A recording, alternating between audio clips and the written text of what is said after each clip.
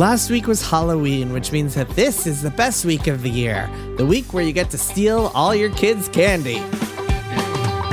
Welcome to Triple Click, where we bring the games and candy to you. This week we are talking about the Séance of Blake Manor, a spooky detective game where you fight against evil demons and also time. I'm Jason Schreier. I'm Kirk Hamilton. And I'm Maddy Myers. Hello. Hello. Hey, hello. Hello, It's my us. friends. Welcome back to another episode of Triple Cuck, Triple Puck, Triple X click. Flick. I keep telling you to stop calling it triple cuck, and you just keep calling it that everywhere. God, I keep forgetting. Hey, if you want to, It's so hard to remember. It's not called that. the name of our podcast, you should become a member and help us make this show possible by going to MaximumFun.org/join, because we are entirely listener supported, and you too can be one of those listener supporters and make Triple Cuck possible. Click, Jason, click. We just need some more supporters, guys. He'll get it if we just get a few more just a supporters. couple Just a few more. That's our pledge drive. I'll get the name right.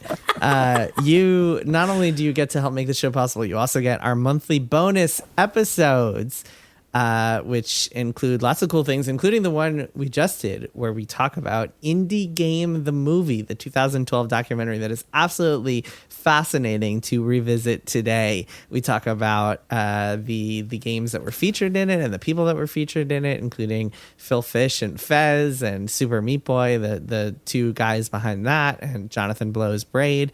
Really fascinating topic and movie. Time capsule. Yeah, that just went up. This is a really fun conversation. It was a great combo. Good at. Yeah, agreed. And so go to MaximumFun.org/join, become a member today. And also, we got a bunch of merch. We just revamped our merch store that people should know about. We got some cool new stuff. We got hoodies. In fact, look, guys, I'm wearing my hoodie Good. right now. Triple Click hoodie. I don't know. I've said this before, but I don't know if it's like, is it passe for like the host of podcasts to wear their own hoodie? No. I don't know. I would say no. I would say it's the coolest possible thing you could do. Right. In the 90s, it was not cool to wear the band's T-shirt to the concert. I think that now that everyone has a personal brand in merch, it's Yeah. very different, and you just wear your own merch, and it doesn't matter. Well, but Kirk, what if the band is wearing their own T-shirts to the concert? That's the parallel here. Right. That is less cool. Yeah, And exactly. I think, So- well, but if we were doing Triple Click Live, I don't think you would be wearing that hoodie. No, I don't think so either. But yes, I wear it around the house, occasionally to the grocery store. If you out And you wear there, it for me and Maddie. Yeah. if you see me at the grocery store wearing a Triple Click hoodie, feel free to say, "Hey, It's Jason, the main way to recognize that's them. passe." It's actually a good way to recognize a podcaster because you don't know what we look like, but you will know if you see our shirt. Well, no, because after we revamp the store, there will be so many Triple Click hoodies floating around. It'll be that, impossible to know. But it's yeah. how you recognize another Could be listener anyone. in the wild. Or maybe one of That's us. That's true. That's true. All right. If you out there have recognized another listener in the wild and then fall in love with them and become married, email us at tripleclick@maximumfun.org. I would love to feature the story of the two people who just saw each other wearing Triple Click gear and fell in love. I want to feature that story. Or it could happen to you. Like if you're single and you're listening to this and you're like, I'm sick of the apps. Why aren't you just buying a Triple Click shirt? Because that's going to true. solve all of your problems. You'll know you have a lot in common, a lot of compatibility there Yep, if you're into the yep. same gaming podcast. I mean, yeah. Yeah. At least you would know that Yeah. the other person is not a capital G gamer. Exactly. It's true. It's true. No, I'm only half kidding. Yeah, it's like the truth is told in laughter. Wow, that's beautiful. So anyway, become a member, support our show. Hey, today we're going to talk about a video game. You guys excited to talk Yeah. about a video Yes. game that we've Yes. all been Yeah. playing? I love doing that. This is a game called The Séance of Blake Manor. This is a... I'm not going to dignify that with the response this time. It wasn't me. I'm hearing the sound again. I thought I. Oh wait, actually. Oh, do you hear? I hear the Ghostbusters are pulling up, and they're getting out of there. Oh wow. Oh, this is wild. I wish you guys could see this. It's mayhem over here. Venkman is just. Oh okay. Well.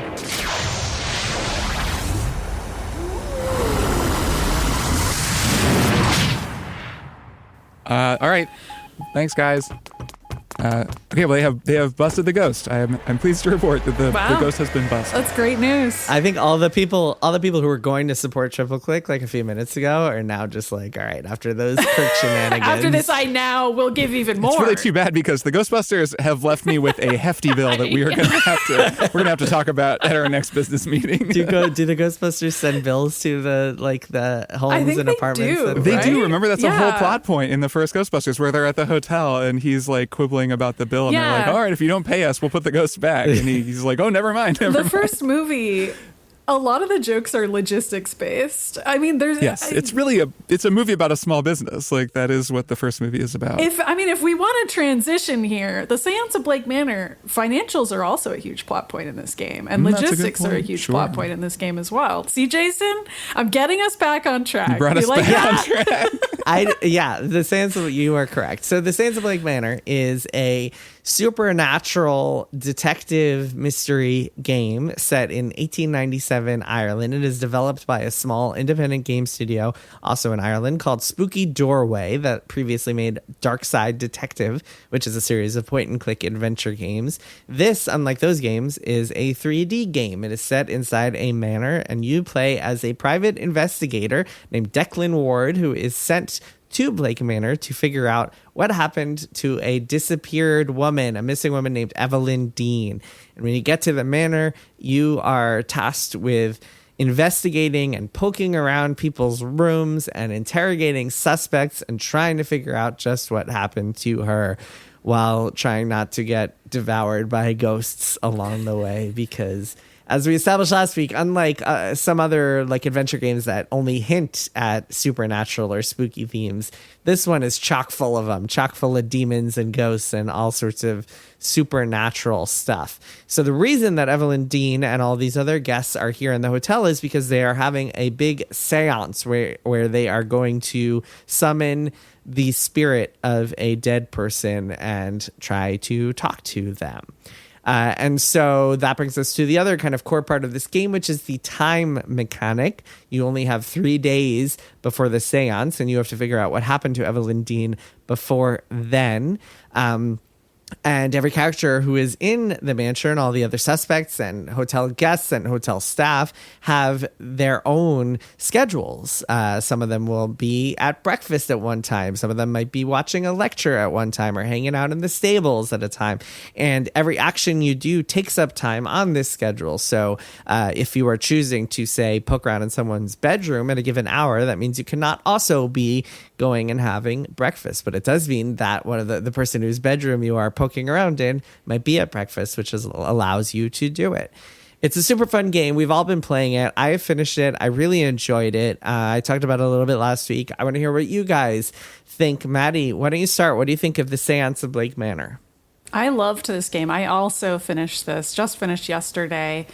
Just really had a wonderful time through and through. I know we're going to get into the time mechanic, but this part really stressed me out at first, especially because the first 2 hours of the game are not quite like any other time mechanic in the game, but they really get you warmed up for how much you're going to need to think about time. So, like Jason said, anytime you pick up any evidence in any room that you're exploring, it's not like Gone Home or other games where you rifle through drawers and you just stand around and just be like, oh, what do I want to do? Do I want to look at things again? Oh, maybe I'm looking at this and it doesn't really matter, but I'm just enjoying reading a book. No, you want to really think about what you're looking at. And for the first hour of the game, they make that extremely clear by having a time gate on just that hour. Like there's one task that you need to complete within that hour, and I definitely failed at it the first time and then had to go back and try it again to make sure that I completed finding all of the correct evidence within the hour to complete that task. And then the second hour of the game is the same way. It's just that there are more people in the second half or the second hour, and you have to talk to them and you have to decide which people to talk to. And once again, I was, talking to the wrong people and kind of playing it the way you normally play a video game, where you talk to whoever you want for as long as you want. Then I had to save scum back and be like, okay, Maddy, be focused. You got to talk to the specific people, solve a specific mystery, be aware that time is passing. And that's then true for the rest of the game. Even though you have far more time on your hands, that clock is ticking until the seance comes. And there's tons of warnings. Like as you solve each person's mystery in the game, because every character kind of has their own mystery, it's being clued into you, Declan Ward, the detective, that you're also helping them survive the seance. You don't really know what that means, but you're kind of mystically clued into that as you go along. So you then become highly motivated to get to know these couple dozen guests and try to save them all in time for the seance, because you're like, well, I'm not really sure what this means or why the seance is so dangerous, but I do know, because I'm sensing it essentially, that I have to save them all. So like, in addition to being time gated, the game also has some stakes where you actually are pretty motivated story-wise to save everyone. And I did it, but it was tough for me. And I think that's both what's stressful at times about the game, but also really fascinating way to design a game like this. And probably the main thing about the game that's difficult at all, because otherwise the mysteries themselves aren't that complex to figure out. It's mostly just the time thing that's difficult, I would say. Yeah. As I mentioned last week when I was talking about this, it's not really. It's kind of, I compared it to other deductive games like Obra Dinn and Golden Idol, but it is much closer to, say, a point and click adventure than it is to those games in terms of how much deduction you actually have to do. You're not going to be staring at a blank screen a lot. You don't even really have to take notes the way you do in a Blueprints, as an example, because everything is just kind of mapped out for you in this big menu screen that gives you all the mysteries and shows you the links between certain things, and will even organize the clues for you. So if you find a piece of evidence, it'll tell you what mystery it is linked to. So yeah, definitely the time is what's challenging about the game. Kirk, what do you think of the Séance of Blake Manor? I really like it. I'm not as far as the two of you. Obviously, I haven't finished. I'm in the second day, which is the first full day. Though I've played a lot. I've played like 10 hours or something, because due to the way that time works in this game, 1 minute can actually last 5 real-time minutes or 10 minutes. You can just walk around the whole house and, the time is 11:58 a.m. the entire time, because you're just opening doors and looking at things that don't have a time cost. So I have been doing a lot of stuff and making some progress. Yeah, I've kind of psyched myself out a little bit, I think, with the time limitation a bit. We can maybe talk about that a little. But yeah, overall, I really like this game. And I think really it's a vibes thing. It's the energy of the game. It's the way that it looks and the way that it feels. This reminds me of something from the 90s. Jason, you mentioned point and click adventure games. There's actually a Roberta Williams game from 1989. Do the two of you know this game is called The Colonel's Bequest? Are you aware of this? Yep. No. So this game is very similar, actually. The Colonel's Bequest is a Laura Bow mystery. Oh, and there sure. were, I think, 2 Laura Bow games. The second one is The Dagger of Ammon-Ra, which people probably know better, or at least know the cover art from that one. Yeah. It was a little bit later, though. I think Roberta Williams was just a producer. I don't think that she actually wrote that one. And she was the director and the writer on The Colonel's Bequest. And in that game, Laura Bow is at, I think it's like a Southern Gothic thing, at this kind of plantation. And it's a typical Knives Out situation, or, Blake Manor situation clue. Pick your manor house full of suspicious characters. And there's a time mechanic in that game as well. So I think it's every 15 minutes or something. Like, you're kind of moving through the game, and also time is moving forward. Because it's an old Sierra game, there are a lot of no-win scenarios, and you could get stuck in various ways. Like, it was very prototypical. But at the same time, I have to think that this game was inspired in some ways by that. And then the overall energy of the game, even the look of it, the character designs, these very high contrast characters with their striking cheekbones and their sunken eyes, they just have a really great vibe. And the game just puts me in a certain space when I'm playing it.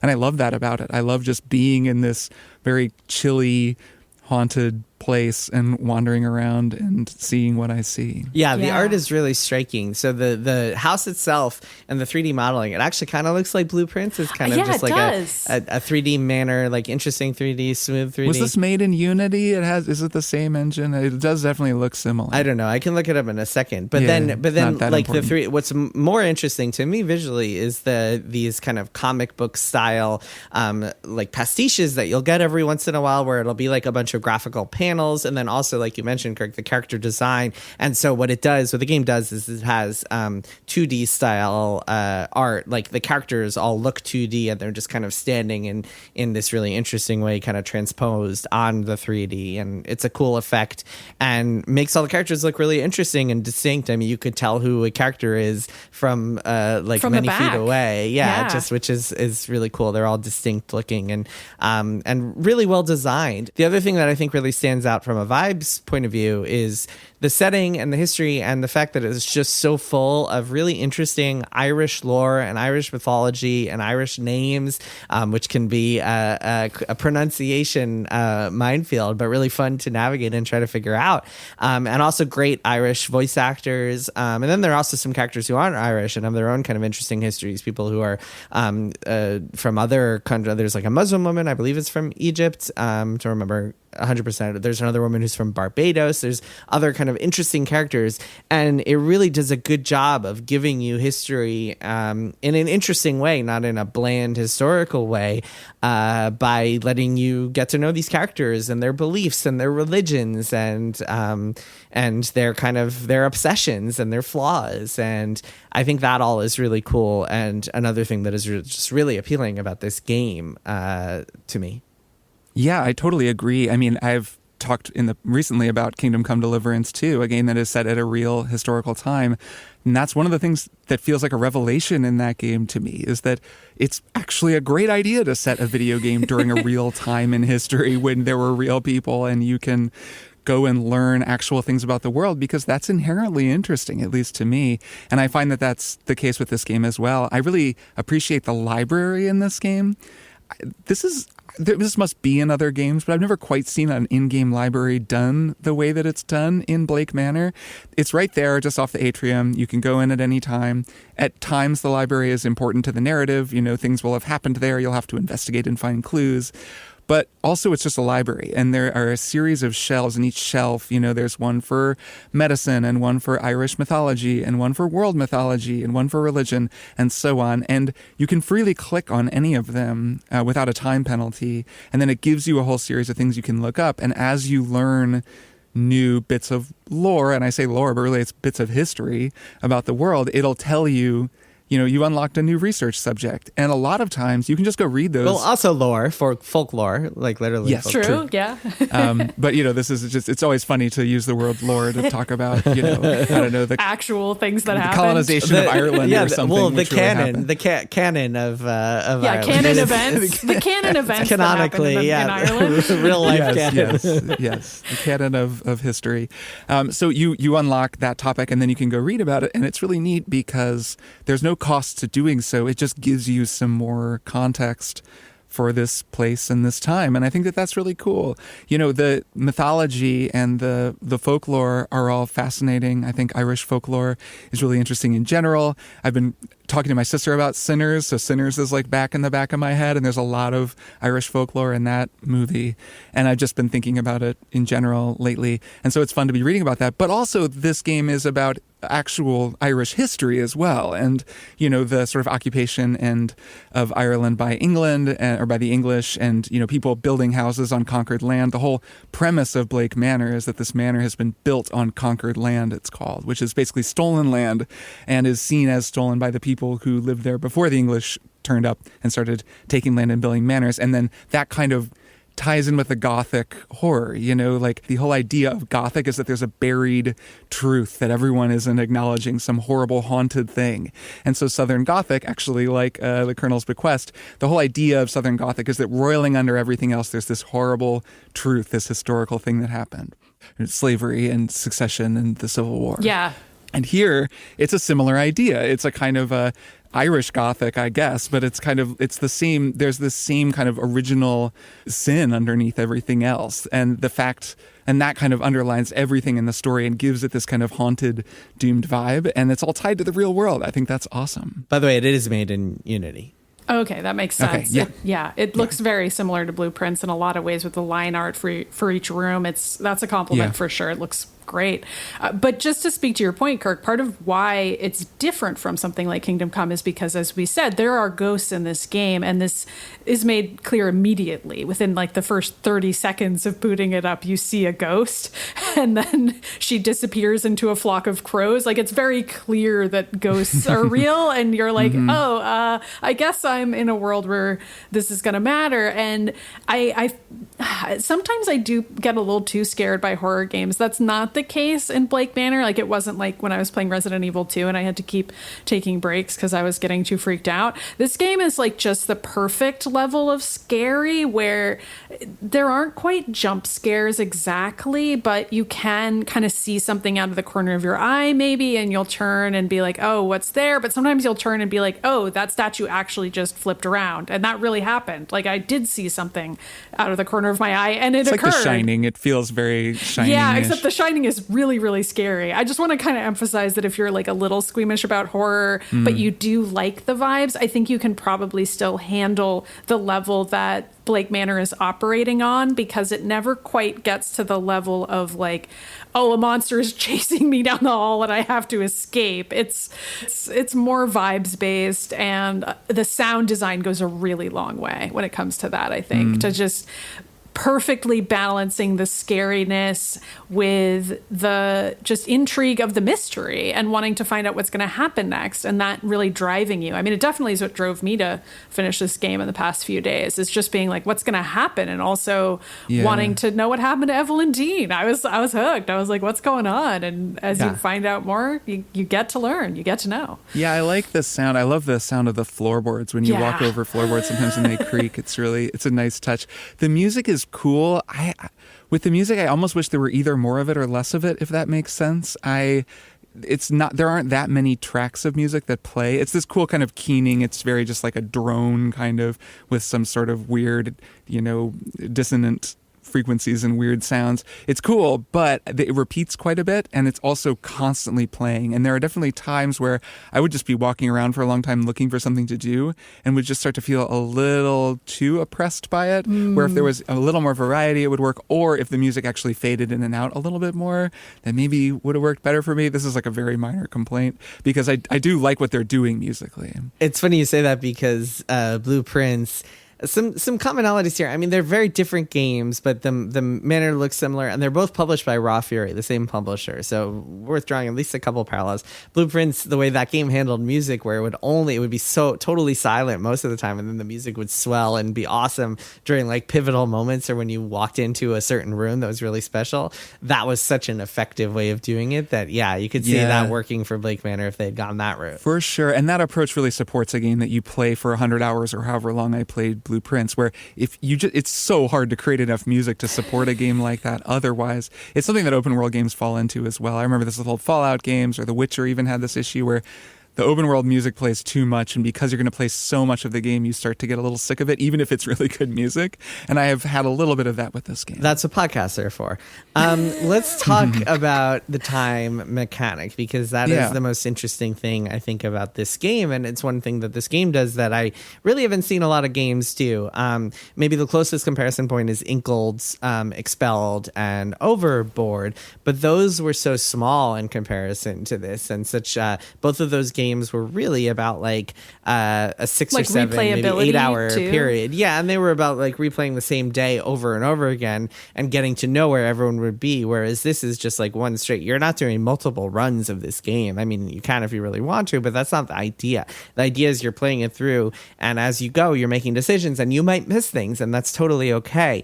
And I think there are a couple things you have to kind of think about in order to like to master this game and to get enjoyment out of it. And I think it's a very different mentality than most games, because you have to come into it thinking like, okay, I am not going to see everything, and that's totally fine, because there are ways to solve this game and solve it in its entirety, meaning solve every possible character mystery in time without seeing everything there is to see. And it's impossible to see everything there is to see, and you don't really want to, because like you can learn the information that you might learn, I don't know, going to breakfast and having breakfast with one character and learning that, oh, Evelyn Dean was in a fight with someone at this point.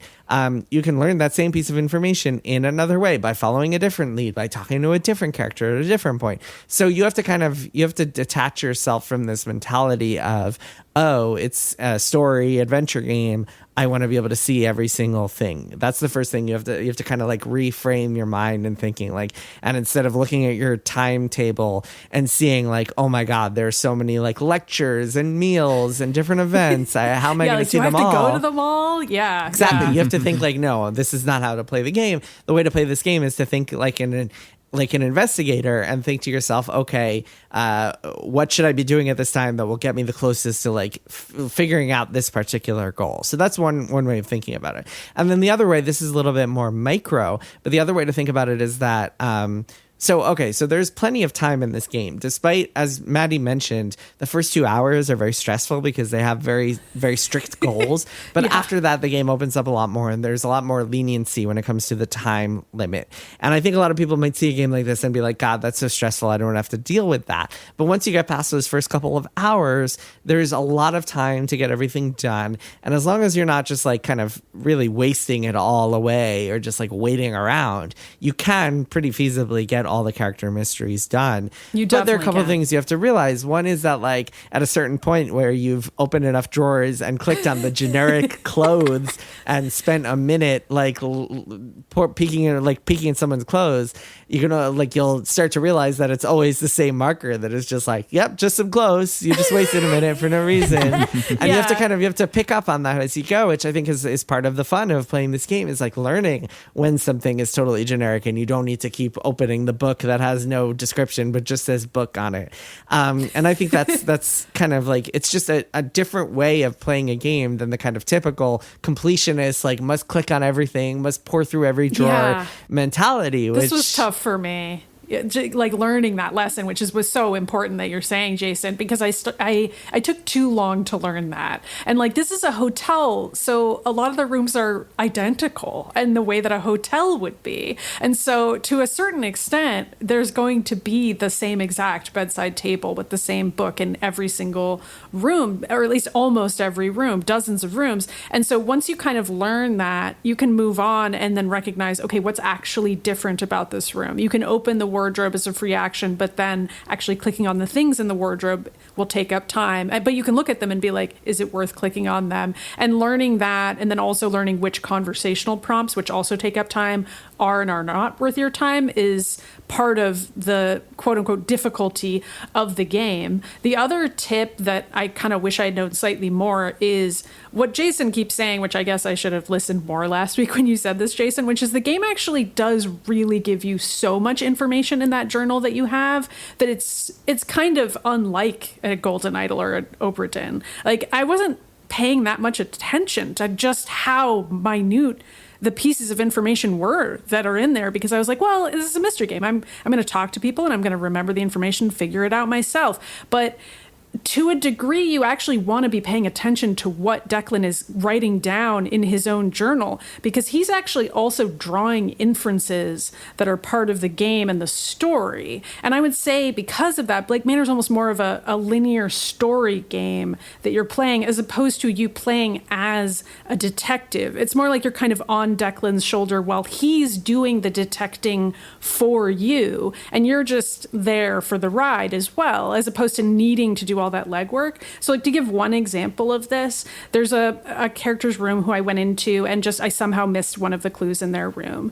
And then, many hours went by, and eventually I was like, man, I'm just not advancing with this character. Like, I can't figure out what their mystery even is. Like, what's their deal? Like, I haven't even unlocked to get to their mystery. And on the journal page for this character, it says search their room as like the next thing you're supposed to do. There's like a icon on that page that basically tells you what Declan needs to do next. And if that search their room icon is still there for anyone, then that means you need to go back because you missed one clue or maybe a couple clues in their room. And in my case, I saw that and I was like, I already searched their room. I'm good. But I needed to go back and search it again. So like, in that way, the game is telling you exactly what you need to do to like an exhaustive degree on those journal pages. And that makes it easier, way, way, way easier than something like Golden Idol. Yeah, except occasionally that'll be bugged. At least it was in my build, true. and it'll be saying that. I think I want to push back against one thing you said real quick, which is that like. Yes, there is. You are over Declan's shoulder, and he's writing everything down. So you don't have to think about the mystery and the investigation in that way. And that he is drawing the connections for you. He is ultimately like keeping track of all the evidence. You don't have to have a notebook or anything. But there is one important way in which you need to be the detective, which is making those decisions about what to look at and how to spend your time and what to, especially in the conversations. And so you mentioned that kind of casually. I think there's a big difference in this game between how you learn what to examine, like in the manor, and like what objects to pick up and look at, versus how to interrogate people and what to ask them about. And what I mean by that is that so all of these things, all these actions, each of them take about a minute most of the time. Occasionally something will be longer, but most of the time everything takes a minute. So it's all an opportunity. It's all taking away from your resources and contributing towards the clock moving, and that is a limited resource that you have. But you'll learn, like I mentioned before, what's generic, what you don't have to worry about picking up or looking at in the manor. Whereas with interrogating, it's a little bit more nuanced. Like you might think like, oh, I don't need to keep asking all these people about Evelyn Dean, but actually you kind of do. Or you might think, oh, well, I'm just going to ask this person about every single possible topic, but then you're just going to waste a bunch of time. You have to actually think as an interrogator and be like, okay, well, this person, I saw them having dinner with this other person. So I'm going to ask them about that person, and then they'll give you some piece of juicy info. Whereas if you ask them about the chef who they've never met before, someone they've never they met. might be like, oh, I don't know. Why are you them. asking me about that? So that is where you can be. And again, the game is liberal enough with the time that like you can get away with doing a bunch of just kind of like false trails with the interrogation part of it. But you do have to think a little bit about that. And that I found the most interesting, one of the more interesting parts of the fun game. part. Yeah, I agree. Yeah, I'm thinking back to a couple of thoughts I had while you guys were talking. One is that the connections between things in Declan's mind map are the really important thing to check. If anyone's listening and playing this, you can look at the different items in his mind map. You know, it looks like kind of a grid of points connected by lines. But if you scroll over the lines, the lines are what really tell you what to do. And especially there's like a whole color coding system that you'll kind of figure out that the game does an okay job of explaining. But basically when something is orange, you really want to scroll over it. So an orange line connecting two things, that's where he'll say, I should go talk to so-and-so, or I should go look up this or whatever, and tell you a little more specifically what you should do. Yeah, I mean, so I kind of want to weigh in on this too, because I've found, I don't know, I think that the time mechanic has been a little bit challenging for me at the current place that I am in the game. And it's related to everything that you were both just talking about, specifically related to conversation. And I don't know, so it's like 3 p.m. to 4 p.m. And I kind of wound up in this period, partly because I committed to something that was, important to the investigation, but took 30 minutes. And so I kind of kicked over to a new hour and everyone moved around. And then I came out of that activity and it was like 3:20 and most everybody was going to a lecture that I couldn't go to. And there are a couple of people around, but they're all people that I don't have a whole lot to do with. And I really need to talk to one guy. And I know I need to talk to that guy because I've solved this whole long mystery that took forever to solve. And the last thing to do is to confront this person. And he's in the meeting. So I go into the lecture. So I can't talk to him. And then I've found, there's some new characters here. So I talked to them and I did their whole quest line, which took about 20 minutes. And now it's like 3:42. And I've found myself increasingly unable to do anything. I've searched every room possible. I've been very economical with my time. And I keep finding myself in this situation where, okay, there's two characters. There's a priest, and then there's a guy who works at the manor. He's like the bell boy or something. Doyle, I think is his name. I think Doyle, yeah. Okay. And they have a relationship. And it's clear that like something very strange is going on with Doyle. Like something is really wrong. And so I'm thinking, okay, well, this is a mystery that I can spend the next 20 minutes running down. And I go and I talk to them. One bummer is that they're incredibly far apart. The priest is like way out in the hedge maze and Doyle is like at the stable. So it takes a very long time to get between them. But I go to Doyle and I'm like, all right, maybe this is my problem, but I'm saving the game. And then I talk to Doyle and I try some things and I get nothing out of it, but I just waste like 8 minutes. And so then I think, well, that was a waste. Like I got a bunch of dialogue. I was asking him about relevant things. It wasn't just like nothing burger responses, but it didn't unlock anything new in my mind map. And so it's hard for me to get away from the mentality that if I'm not spending the minute in conversation asking about something that gets me a new clue, that time was wasted. And it hasn't been an issue up to now because I've just been moving forward. So if I, spend a minute talking about something that doesn't give me a clue, it's not a huge deal because I'll usually get something relevant with the next thing that I ask about. Or I'll just think of something else that I should go and do or that'll be helpful. But in this one place where I am, that doesn't happen. I'll talk about 5, 6 things, 8 things and get nothing out of it. And because I don't totally know how much time I'm going to have left, I'm taking your word for it, especially you, Jason, because you've been saying this the whole time, like you'll have plenty of time. But the game hasn't really told me that. And I don't totally believe it. Just some part of me thinks I'm going to run out of time. I'm not going to be able to save everybody. So I reload and then I'm like, all right, well, let's try again. Oh, God, that seems like such an unfun way of playing. I feel like you're going to have hours of extra time the way you're playing. You really don't need to min-max this game. You don't need to do this. I understand that, but I want to explain at least the mentality that would lead someone to play this way, because I think that the game in its way encourages you to play this way. And it is, if not a flaw, it's a noticeable point of tension with the way the game is designed. Now, I don't think it's something they can necessarily fix, especially because the timetable, like the scheduling of it all, that's the game. I mean, that's how it works. It has to have a limited amount of time. The whole thing is built around making these decisions, and that's really cool. But there are these friction points that I'm at least running into, especially right now. And it's only because I'm sitting here with no one left to talk to. And it just so happens that I've investigated every room. I've closed off a bunch of mysteries already and closed them and ended those storylines. And I'm like unable to do the big things that the journal is telling me to do. So I'm left just wandering around looking for something that I can spend these 18 minutes on and not finding anything. Because there's I've gone to every single room and there isn't anyone there. But hold on. The only reason you're in this position where you have all this time left and nothing to do in it is because you were min-maxing and you only saving. did stuff that if you play that way. Well, I'm not constantly saving. I mean, I haven't been playing this way the whole time. It's just something that's kind of set in because I'll go 8, 9 minutes in a conversation without getting anything out of it. So it's just this situation has collided with something fundamental about the game.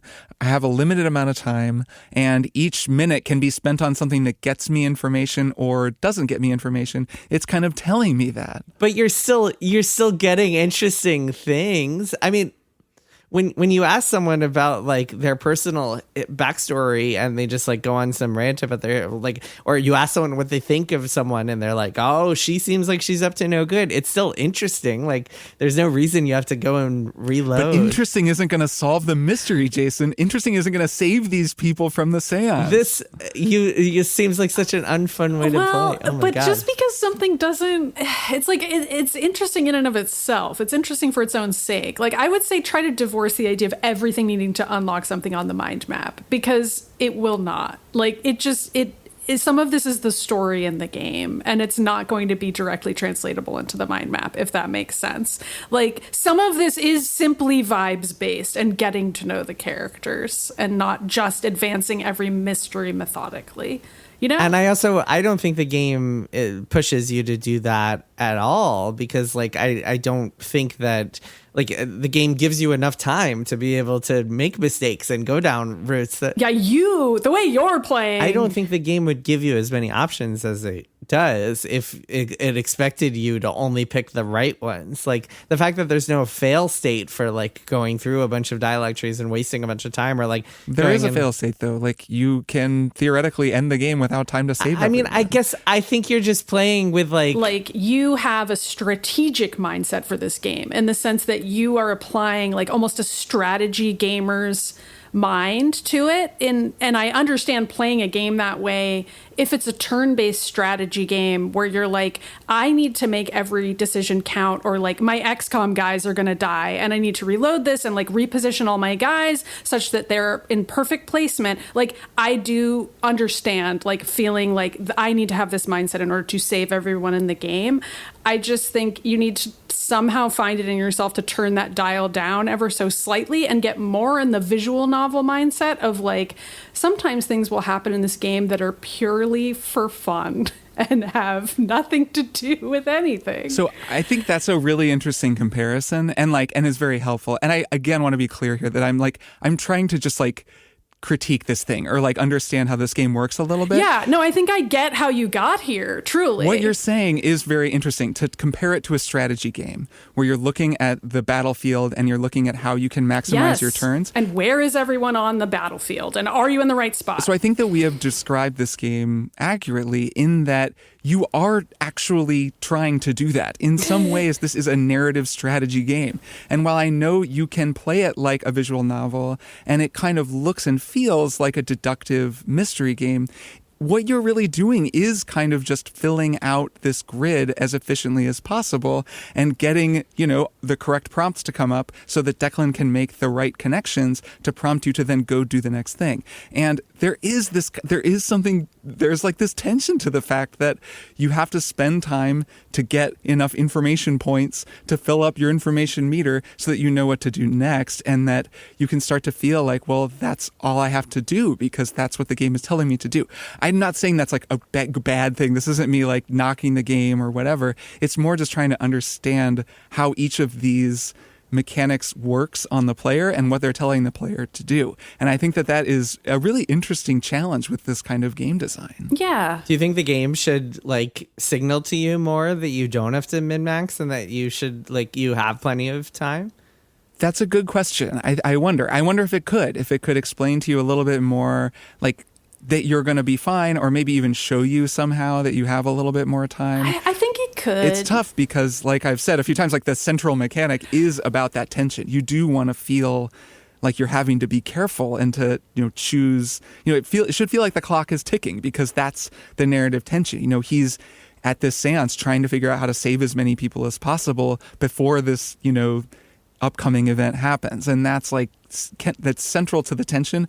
But yeah, I don't know. I don't know what the solution would be exactly. Well, so another thing for me, by the way, for me is that the game, it signals pretty strongly. I don't remember if it outright tells you, but it signals pretty strongly on Saturday, on day 2. It signals that you're not going to be able to get into the basement until day 3, until Sunday, because that's when they're going to be doing this big delivery. And I think Declan thinks to himself, oh, that's when I can sneak into the basement. And the basement there's a ton of important stuff down there. That's where all of the staff live, so you can't get into their rooms until you open the basement, and a bunch of other clues that help you unravel some mysteries. And so that also to me signaled okay, I don't have to worry about knocking all of these out just today on Saturday. I do have a little more time to keep exploring. But yeah, I'm curious to see if other people felt approached this the way you did, or if you're the only min-maxing sicko who approached the game this way. Yeah, I mean, and I want to be clear, this is something that has happened during this 20-minute in-game 20-minute period of time. Most of the time that I've been playing this game, there's been so much to do. I've been having a great time just going around, exploring, going through rooms, gathering clues. But you've been loading saves if you try a line of dialogue and it doesn't rarely get you okay, down. So it's really just this 1 hour where you started. It's just that I've found, I have found myself in this strange cul-de-sac where there is really just nothing for me to do. There are no clear leads for me to follow. The people I need to talk to are inaccessible. I've exhausted every character that is standing around the map that I can talk to.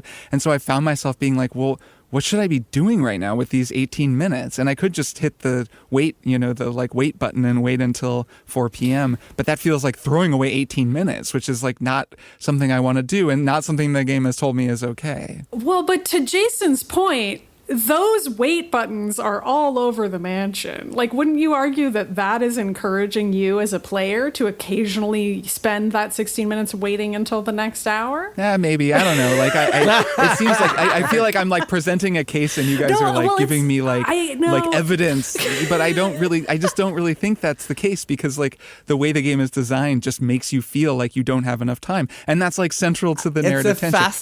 It's a fascinating psychological It actually is experiment. interesting though. though. It is interesting. We didn't have to belabor it over and over and over again. I brought it up because I thought it'd be interesting, but It we is, don't have to. no, like, it is really go interesting on and on and because on. psychologically, the effect of like a time limit on anyone, I think, is just really interesting. I remember when I was a kid, I refused to play Majora's Mask because I heard there was a time limit, and I was like, I don't want to have to deal with that. Like, I like taking my time in games. I don't have to deal with the time pressure. I mean, that game is stressful. Yeah, but at the same time, and I think there's a big distinction between a game where time matters, but you're in a loop, which is some of these other games we've actually compared this to, you know, Expelled or Overboard or Majora's Mask for that matter, and games where there is a time limit, but it is a one-shot deal, and you know if you run out of time at the end, you are not going to be able to get everyone out. And that's a big difference between that and something like Outer Wilds, where you're like, okay, fine, or heck, Blueprints for that matter. Like the loops and the repetition are actually relaxing over time because you learn to let go and just let yourself fail. Oh, this Outer Wilds run, whoops, I'm just going to jump into the sun really quick and like start over because who cares?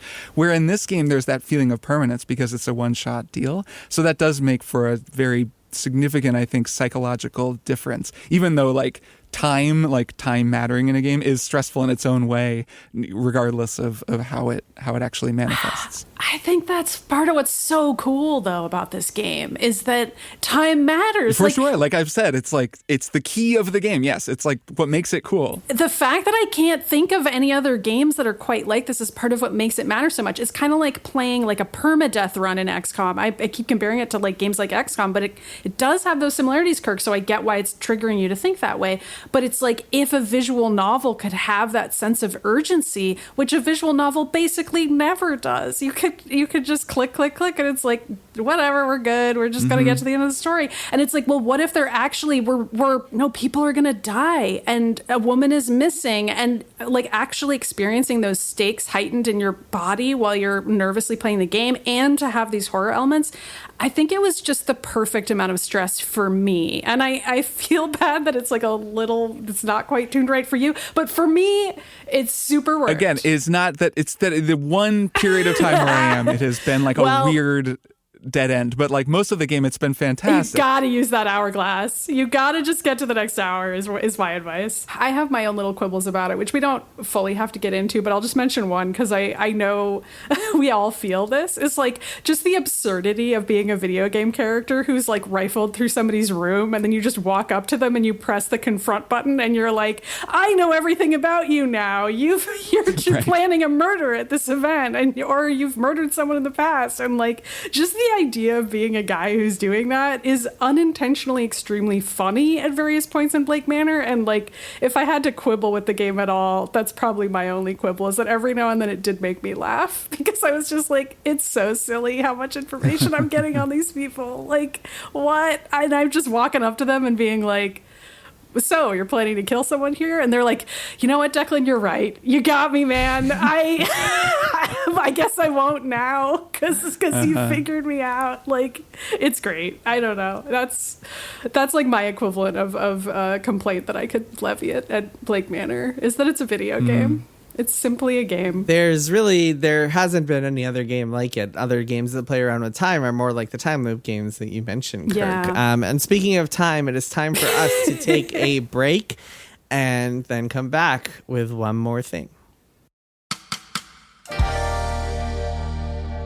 Most of the plants humans eat are technically grass. Most of the asphalt we drive on is almost a liquid. The formula of WD-40 is San Diego's greatest secret. Zippers were invented by a Swedish immigrant love story. On the podcast Secretly Incredibly Fascinating, we explore this type of amazing stuff. Stuff about ordinary topics like cabbage and batteries and socks. Topics you'd never expect to be the title of the podcast. Secretly Incredibly Fascinating. Find us by searching for the word secretly in your podcast app. And at MaximumFun.org.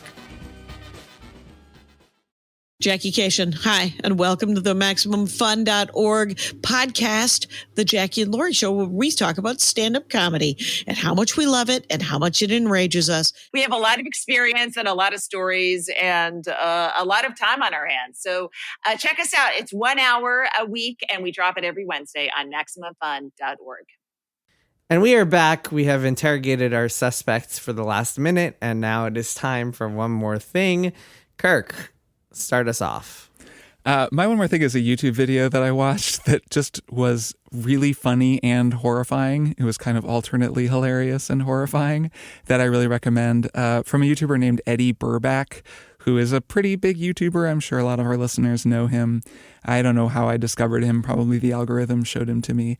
But he's just kind of a guy who makes videos about really whatever he wants, though he's very tech skeptical, and he'll make very funny videos about, say, the Apple Vision Pro, for example, where he wears it a whole lot and then talks about it. But he's kind of just this guy. And he made a video called ChatGPT Made Me Delusional that is absolutely wild. It is a wild ride. I can't recommend it enough. I wouldn't want to spoil too much of it, but I guess I'll tell you the premise. So I'm sure that you both and many listeners are aware of the phenomena of, I think it's AI-induced psychosis, the idea that the AI talks you into delusions of grandeur. There have been a number of really high-profile articles. I think there's one in the Times. Various other newspapers have run articles about people, a lot of times like successful kind of older tech guys, this seems to happen to, who become convinced that they have like invented a new kind of math or discovered like a flaw in the theory of gravity that they can now bring to the world, or like solve nuclear fission. And ChatGPT just kind of like gassed them up forever as they started talking through increasingly nonsensical like mathematical theorems, and it would say, this isn't just accurate, this is mind-blowing stuff, you have reinvented math. And then they're like, oh my god, really? And they'll say, wait, are you just saying that? And ChatGPT will be like, no, I swear I'm not just saying that, for real. And so this is a known thing, and Eddy Burback decided that he wanted to see what it was like, and if he could get GPT-4 in this case, which was, I think, notorious for this kind of thing because that was the model that was like super affirmative. If he could get GPT-4 to help him become more delusional, I guess. So he begins with the idea that he was the smartest baby born in 1996. That's when he was born. And he says, I was born in 1996 and I was a pretty smart baby. Actually, I think I was the smartest baby. That whole year, I was the smartest baby. So he tells that to ChatGPT, and it's like, wow, really? That seems unlikely. And he's like, no, I swear, I was the smartest baby. And it's like, okay, great, that's amazing.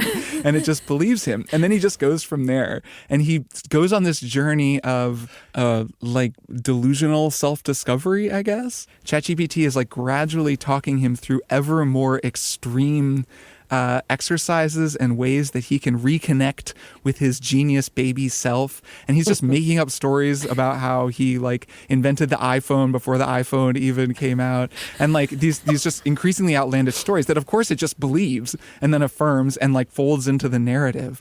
And you watch as, I mean, eventually it's telling him to like cut himself off from his family. He's leaving his home and like going on the road. He's becoming increasingly paranoid because he thinks people are following him. And it's encouraging all of this. And so it's both very funny because it keeps coming back to this idea of being the smartest baby in 1996. And also because Eddy Burback is just like a very funny guy. But it is also horrifying. And he does a good job of underlining that, of kind of returning to the idea that like, yes, I am doing this for a YouTube video in the end, and I am aware that this is not I'm not actually special and that this isn't a real delusion that I'm having, but that a lot of vulnerable people who are really alone, people who, whatever, for whatever reason are susceptible to this kind of thing, are actually falling for it and are becoming sort of totally sucked in by this affirming delusional, it's like simulating paranoid psychosis. Like it really is almost like giving you like a schizophrenia kind of experience, which is just totally wild that this was possible. So the video is both, like I said, really, really funny and also really terrifying and just really interesting. It's worth the watch for a number of reasons. So that's ChatGPT Made Me Delusional by the YouTuber Eddy Burback. Cool. Maddy, what's your one more thing? Speaking of delusions and psychosis, I watched a movie called The Master from 2012, which is a wild movie directed by Paul Thomas Anderson, who people might know because he directed One Battle After Another, which was Jason's One More Thing recently, and it's in theaters, I think, still. I'd never seen this movie, and I'd just always meant to. Amy Adams is in it, and I'm still listening to Chasing Amy Adams, which is a podcast about Amy Adams. And so I'm watching a ton of Amy Adams movies. But anyway, mostly this is a movie starring Philip Seymour Hoffman and Joaquin Phoenix. And it is a movie that everyone involved with it will tell you is not about Scientology. But if you watch it, you will probably think that it is, in fact, about Scientology. And I certainly thought so when I watched it, because Philip Seymour Hoffman plays a character who I would describe as a cult leader, who has a series of strange questions and beliefs that he imposes on Joaquin Phoenix's character. And Joaquin Phoenix is playing this World War II vet who is extremely mentally disturbed and vulnerable as a person, and just a really not well man who gets fully kind of taken in and fascinated by this cult. But also similarly, Philip Seymour Hoffman's character becomes very obsessed with Joaquin Phoenix and how mentally ill he is, and the idea of fixing him and using these methods that he believes in, seemingly, to try to fix him. And so it's kind of like a two-hander most of the time, where it's just these two guys playing these two characters that you don't like either one of them, but you're also kind of, or if you're me, you're unwittingly sort of hoping that Joaquin Phoenix's character like figures out what's going on with himself and like gets a hold of himself in some way. But also you're like, maybe this isn't a good way to be doing that though. And the movie kind of ends in a weird, unsatisfying way, which I say because I don't think anyone should be watching a movie like this expecting it to be satisfying or comfortable at all. It's a really uncomfortable, weird movie, but I really liked it, and I thought it was fascinating, and I think Paul Thomas Anderson's a great director, and these two guys are just playing these wild characters, and they're great in it. They're really great. So if you want to watch a really weird movie about two guys who you don't root for either one, The Master, it's a wild movie. Also, Amy Adams is in it, and she's wonderful. She's not a lead, but she is also in this movie and is great in it, as she is in absolutely everything. Nice. Yeah, I've never seen it, but I'd love to. It'd be fun to do a Paul Thomas Anderson. Yeah, after watching it, I was like, he hasn't directed that many movies. Should we do one? It'd be pretty doable. Yeah, this is a good one. This is a good weird movie. My one more thing is a video game called Strange Jigsaws, and it is a game about strange jigsaws, and it costs $5, and you should just buy it and play through it right now. And by you, I mean both the two of you and also all of our listeners. You really should not hear anything or read anything or look up anything about this game. You should just download it and play it. Honestly, should we just make that the recommendation? Like, are you going to now tell us about it, or will that actually should ruin we end it here? Yeah, I mean, I really just want to end it there. It's just that, like, I think... You can. You have that power. You could. Yeah, I don't know. I'm I believe you, and I will go play it. And I'm actually I'm really enticed right now, not knowing anything other than the name. So I don't know. Strange Jigsaws is actually a great name for a game about strange jigsaws. Speaking of names. If you go on Steam and you like click the trailer, it's roughly 6 seconds long, and it is the lead creator, the guy who made this game, the designer, saying, "This is Strange Jigsaws. It's a game about strange jigsaws." And that's it. That's the trailer. That's all you need to know. I think that the only thing I'll say is that, like, it's a game for people who like thinking outside the box and who like puzzle games. Like, if you don't like puzzle games, then don't bother. But you have to enjoy puzzle games, challenging puzzles, thinking outside the box, and you don't have to enjoy jigsaw puzzles to enjoy it. Okay, I like it. I like it. Great. Okay. That's all we'll say. I won't say anything else. Just go play it. I mean, I downloaded this game on a whim. It's funny, over the last 2 weeks, I feel like I've discovered like at least 3 of my favorite games of the year, which are this, which I just downloaded on a whim last week and played and loved. Séance of Blake Manor, which we just talked about, and Dispatch, which we will talk about in a couple of weeks. We haven't mentioned it on the show, but that game is killer. We're all it's so good. Playing it and loving it. I'm excited to talk about it. We're going to talk about it more not next week, 2 weeks from now. We're going to when it's all over, we're going to talk more about it. when it's over. I just interviewed the director or one of the directors of the game, which was really fun. But I've just it's just been this nonstop parade of bangers over the last few weeks. And Strange Jigsaws. Would you say, Jason, that there are too many video games? Don't say that. For if you're trying to sell games, yeah. If you're me and you just want to play awesome games, it's amazing. It's so That's cool. true. The important distinction. Yeah. That is an important distinction. Yeah, so Strange Jigsaws is one of them, and I don't know if it'll make my final top 10 list, but it's certainly I loved it, and it's nice. Awesome. And it's the perfect size. It took me 3.5 hours to finish it all. It's Love got an that. amazing ending. It's a through and through, straight up, you just play it and you have a great time and you leave thinking and maybe even a little bit moved, and it's just amazing. Go play it. Go play Strange Jigsaws. Don't read anything. you Don't sold me. listen to anymore. Just I'm play in. Strange Jigsaws. All right, that is that for this week's episode. I hope we have used our limited minutes on this show in a wise way. If not, I'm checking my mind map, and it looks like I've got a few new entries in there. So it seems okay, good. Otherwise we could reload to earlier in this podcast. Try I this think again. we just need to go back 8 minutes or so and go into way more detail on Strange Jigsaws and then delete it because it turned out we delete didn't it. need any of it and it wasn't relevant. That's what Bings are for. Bings are kind of the reload and resave True, of this. true. It's true. Of When you this think about it, I'm podcast. min-maxing podcasting every Yeah, week. you could take out all that stuff and we wouldn't know. It's all up to you, Kirk. Bing. Bing. That is that for this week's episode. Kirk, Maddy, see you both next week. Yep. See you both next week. Bye. Triple Click is produced by Jason Schreier, Maddy Myers, and me, Kirk Hamilton. I edit and mix the show and also wrote our theme music. Our show art is by Tom DJ. Some of the games and products we talked about on this episode may have been sent to us for free for review consideration. You can find a link to our ethics policy in the show notes. Triple Click is a proud member of the Maximum Fun Podcast Network, and if you like our show, we hope you'll consider supporting us by becoming a member at MaximumFun.org/join. Email us at tripleclick@MaximumFun.org and find links to our merch store and our Discord server in the show notes. Thanks for listening. See you next time.